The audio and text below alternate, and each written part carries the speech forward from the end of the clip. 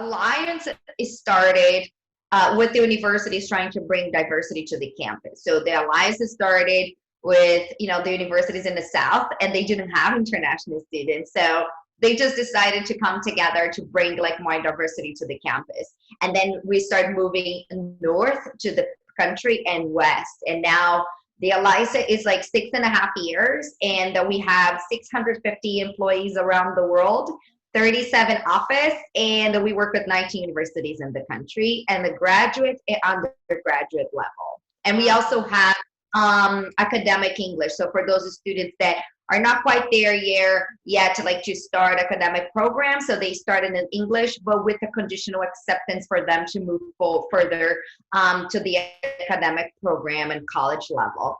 So, I mean, I work for many, many companies, but this is like definitely my dream job because I deal directly with the students. 23 of us, and together last year, we have attended more than 2,000 schools, including high schools and community college and universities, assisting students to progress to undergraduate degree, graduate, and transfer students.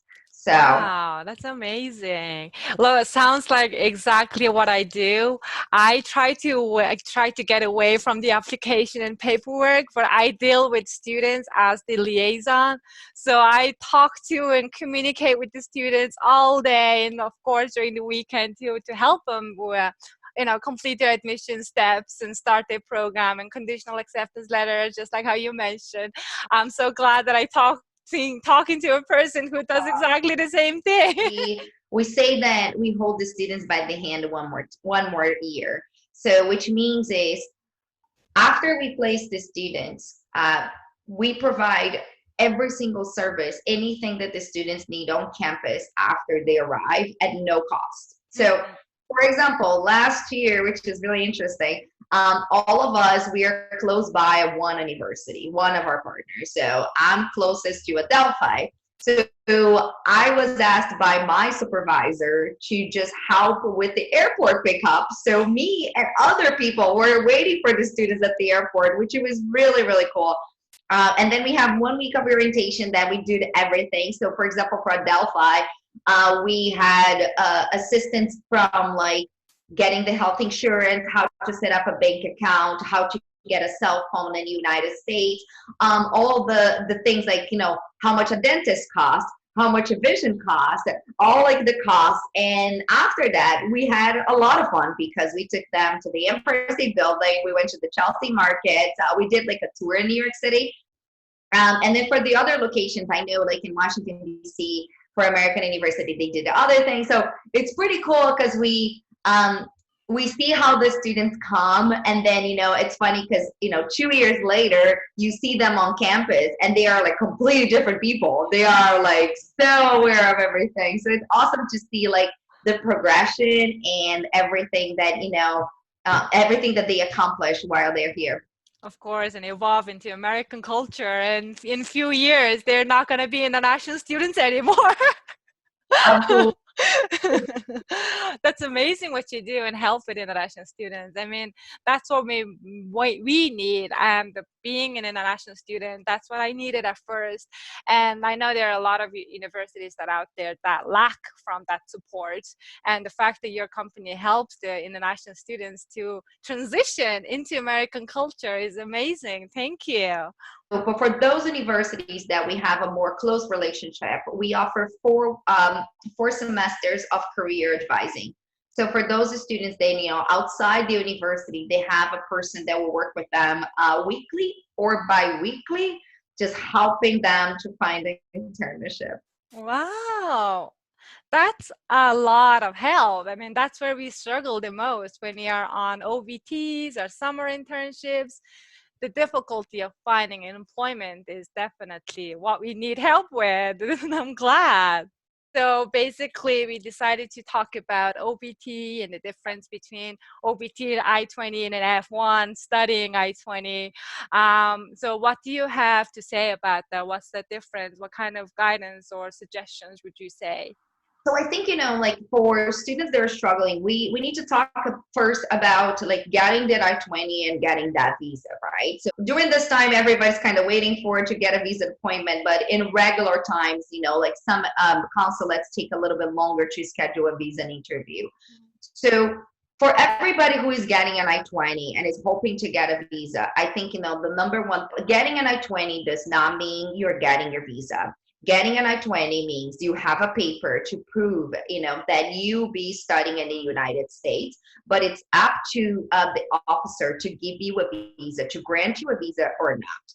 So we see a trend, a lot of especially a lot of students questioning about the deposit. So the deposit that you put into into the school, it's pretty much like the standard that guarantees a good faith then you will be attending that school. So, and the other thing, a lot of students question about like their placement. So they get upset when they're placed into a pathway program. Look, if you get an I-20 for academic program, undergraduate program, and you get to the visa interview and you cannot speak English, your visa will be denied. So I know it's very frustrating, and I know sometimes we think our level of English and our confidence are really higher than what actually is, but in fact that is your best chance to get the visa, to be placed in a level that is like accurate. It will give you the officer the sense that you are real about your intentions and that the university is also real about your placement. So don't get upset with that. So we talked about right, well recognized universities. Rank is important. Well-known university is important. Then be placed in a correct level according to your English, and then also your amount of deposit. So those are the three things that you need to think about the I-20, and that's why you present your certificate of finances and everything. Visa. So visa is majority of a majority of the consulates are closed now, but we know that some countries tend to have like a very quick turnaround to get visas. So China is one of them. South Korea, you can get a visa like within a week, with an appointment within a week. Some countries take a little bit longer, like India, Pakistan, Vietnam. So for those countries, we advise that all students get their I-20s by June 1st. So you have July and August to get your visa and prepare to come to the US, which means is if you apply to university, even some universities like our universities have a deadline on July 1st, but if you apply on July 1st, chances are you are not going to get a visa in time. So think about, check the dates for F1 visa interview and see how it's going in your country. Not right now, because now everything is off the table, but in a regular circumstances. So we advise all the students to apply by May 1st and then confirm by June 1st. So after the confirmation, you send all your documents, you get your I-20, you have time to not only get your visa, but to plan ahead your flight and everything else. The last minute flights are very expensive. We don't want that. So we want to just like plan accordingly. You got your visa, you got your I-20, you scheduled your visa interview, you got your visa, came to the United States, attend the orientation, super important. Okay, you got your internship. So your first year university, you're kind of like just like surfing around, don't know what to do. Your second year, you're trying to find internship. If you can't find internship off campus, find something that can be in your resume on campus. Work in a bookstore, do anything, any kind of work that you can do to just put something in your resume. Because once you get to your senior year college, you need to start thinking about your OPT. OPT, for those of you that don't know, this is the optimum practice. So you gonna have 1 year to just find a sponsor and someone that can give you a work visa. If you're graduating from a STEM program, it's 3 years of OPT. So that's another thing they need to think about when you're applying to a major. Is this a STEM program? Because the STEM programs will give you 3 years of OPT, which means you can work for any company for 3 years until they decide. And you can always extend you're staying in the United States if you decide to take, another program, a graduate program or a PhD program. So you have that 1 year, then you can just work for a company, and then you can start working from like a higher education program. I think that was like a really big summary of everything. It was, and it was really useful and what students needed to hear when it comes to visa interviews and documents and, planning your arrival. It's very important to plan everything ahead of time. What do you think about OPT extensions this year? I mean, a lot of the students on my YouTube channel asked me about it. I'm sorry to jump into that randomly. We haven't heard anything, and we haven't heard about like the students that are still in the country, what's going to happen with them with the extension of the grace period as well. So we have a person that works in DC, and she's like our immigration attorney, and we haven't heard about that yet. My guess is that the students, I mean, the government will keep the students that are here, so there will be extensions. I'm just, especially because the borders are closed, and majority of the flights, people cannot get flights back home, but we haven't heard anything confirmed yet. I'm just waiting, because I'm waiting for that, and I'm also waiting for the grace period extension, because some of the students, they will finish like classes in May, and they have no way to go back home, and those 60-day grace period for them to come back in the fall will not be enough. So I guess we still a lot to come. I think it is something that they will probably decide within a couple of days when the situation becomes better, or or like they decide to open the states. So Georgia is opening this Friday, so like we are hearing like the states opening already. So I think they're going to start waiting that. But also I think for the students that are working for the company, my best advice would be like talk to the company. If the company really likes you, and it's funny because we have seen like an upswing in the students getting hired, and a H-1 visa. So, I think I would recommend the students to just talk to the companies. We have seen like a lot of students getting hired in the past month, and majority of them, they were even hired working from home, which is great. But if the company really likes you, I think, that's the opportunity for them to start the process. It's a process that can be like a little bit lengthy. So like between like three months to a year. But I feel like once you are in the process, you are security of your visa. So talk to the companies, because, a lot of them don't want to lose the talent. And especially in a time like this, recruit new employees is always more difficult than keep the ones you have. So definitely. And with the training that the company, that is the most resources that they're going to be losing if they let that go. I've also received a comment from one of our viewers on YouTube asking about, I guess that student is outside the country and trying to apply to universities, but US embassies throughout the whole world have canceled their non-immigrant visa appointments since the end of March. So she asked about how do we see the opportunities of students outside the country being able to come? What are your thoughts about it? So we know that embassies and consulates in Mexico are open. Oh, that's great. Yeah. So just saying.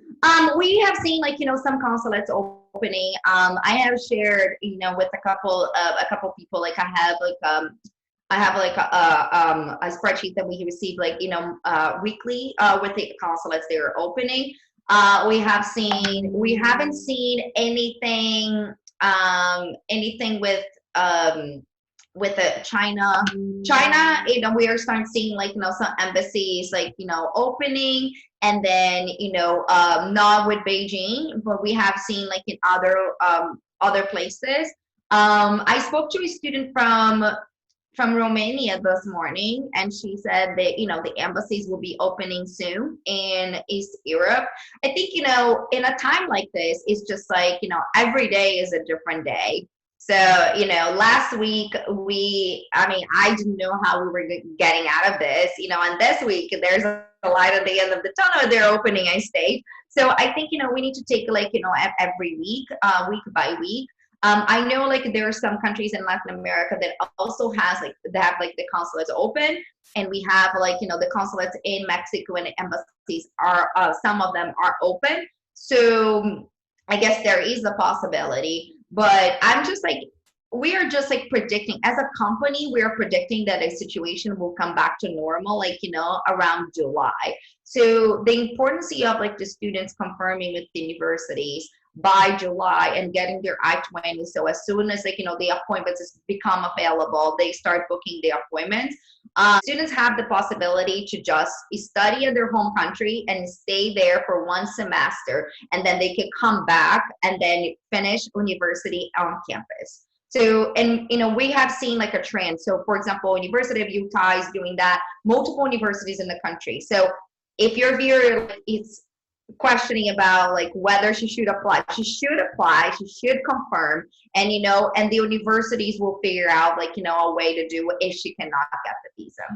Awesome. That's exactly, I am also suggesting my students as well. Of course, a lot of them are end up being deferred to maybe winter terms, or maybe terms that we have available in October, which most of them needs I-20s and also visa interviews.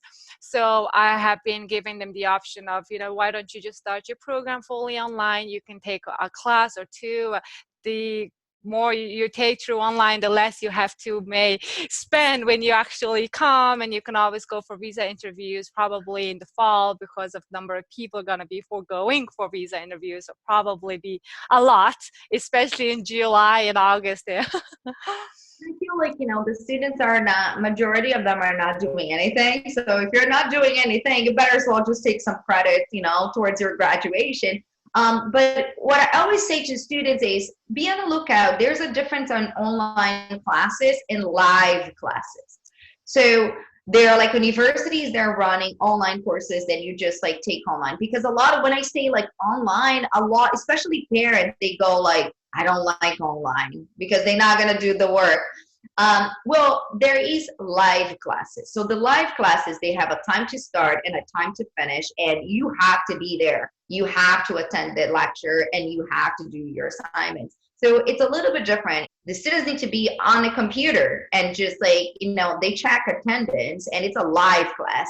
So I think, there's a lot of resistance, and I think it comes from misinformation about online classes, but I would recommend the students to just be on the lookout and find out with the universities, what kind of classes are this? Are this online classes or live classes? Then I will have a professor and I can, ask questions and just more interactive with the other students. Yeah, I believe the difference, I think they call and use the term distance learning, when a lot of the universities call it distance learning, and they'll have Zoom interactions and have maybe other virtual way of meeting through Microsoft Meeting. I know my school also uses them a lot. They're good with online programs, and they have specific time that is set for that particular country. A lot of Indian students attend our university virtually as well.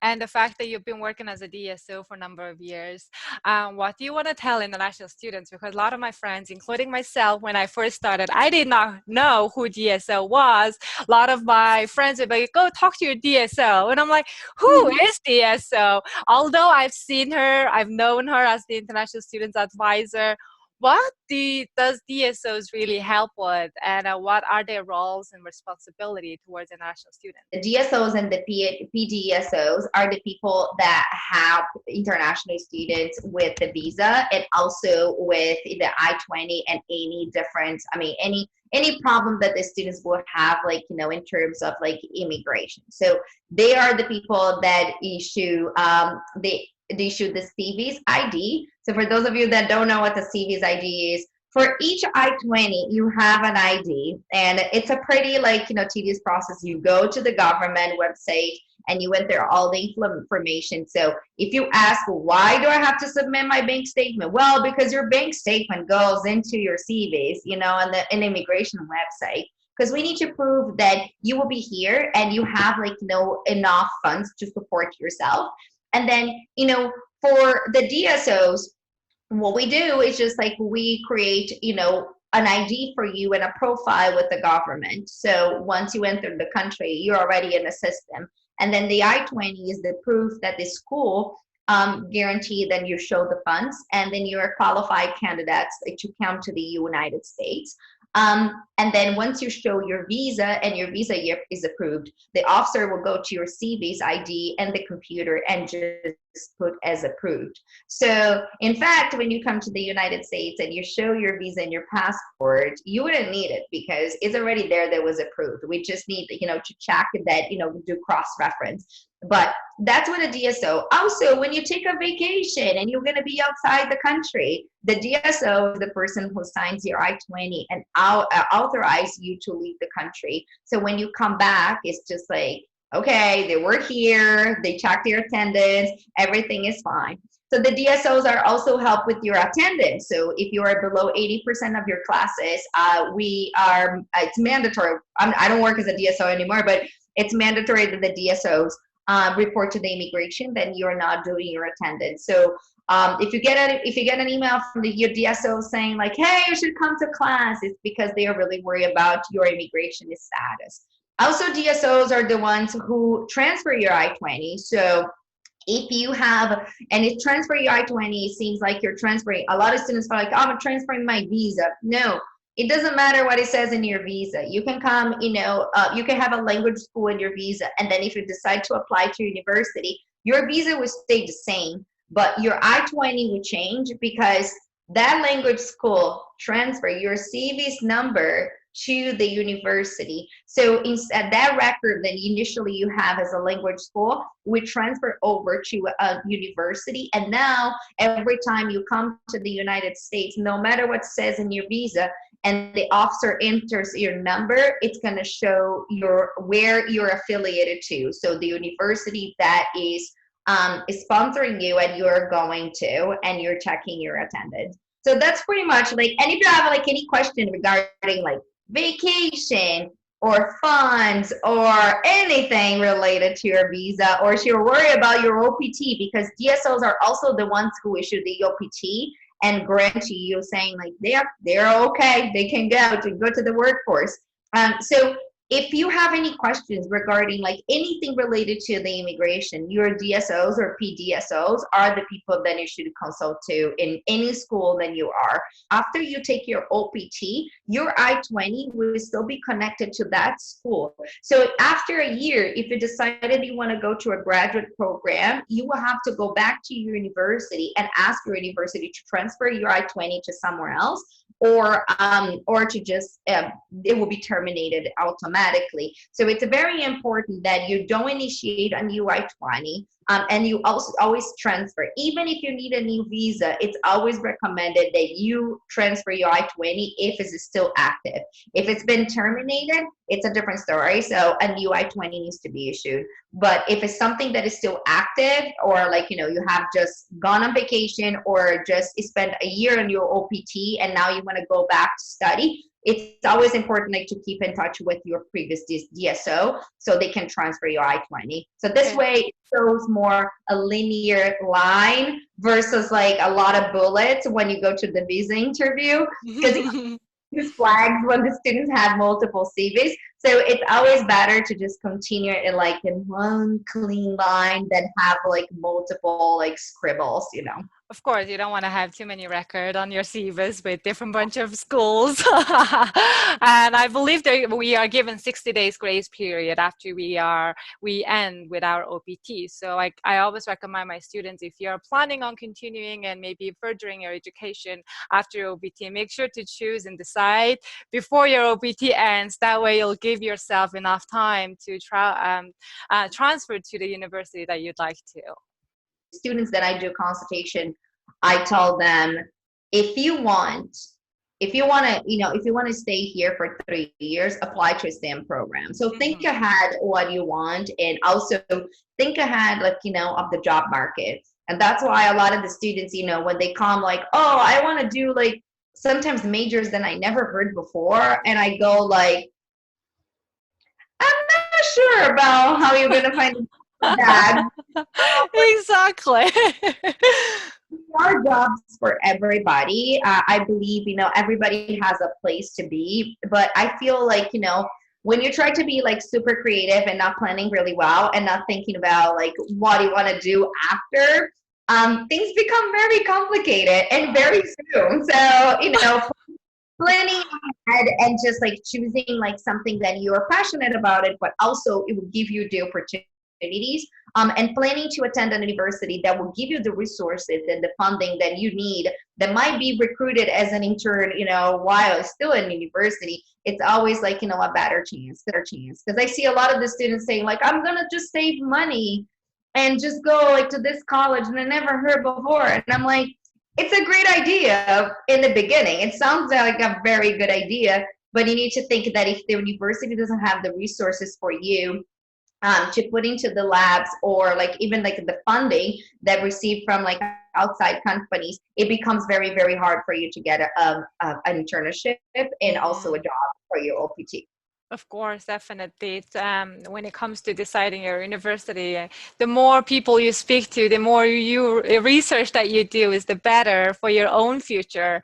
So that's where students probably have to focus on. Do you have any other comments or suggestions? I feel like we covered all of the areas we decided or planned. I think so too. I think, if anybody wants to clarify like any questions, or like, I'm more than open, talk to me, email me. I think, one thing that I want to tell the students is like a lot of students are scared to come to the US right now. And I feel like the news sometimes, like, what we see, like the news that we see from the US, outside the US, are not exactly it. They don't picture what's happening here right now. And and the situation always looks worse. When we heard about those virus in China was really terrifying, and now we see that the numbers weren't that big. Mm. The news, I have like friends, one of my best friends is in Milan, and and when everybody was talking about Italy, I called her and she said it's not that bad. So I feel like, for a lot of students that are planning, don't give up of your dreams just because this is happening. This is like, it's temporary. I Mm. know, it seems like ages, but we've been only this like for about a couple weeks. So Exactly. it's gonna get better soon. And I feel like, there's always like a possibility to defer. There's always a possibility of you to take online courses. I think the idea is to keep everything in track. And if you want to apply to the university in US, apply to the university, confirm, get your I-20.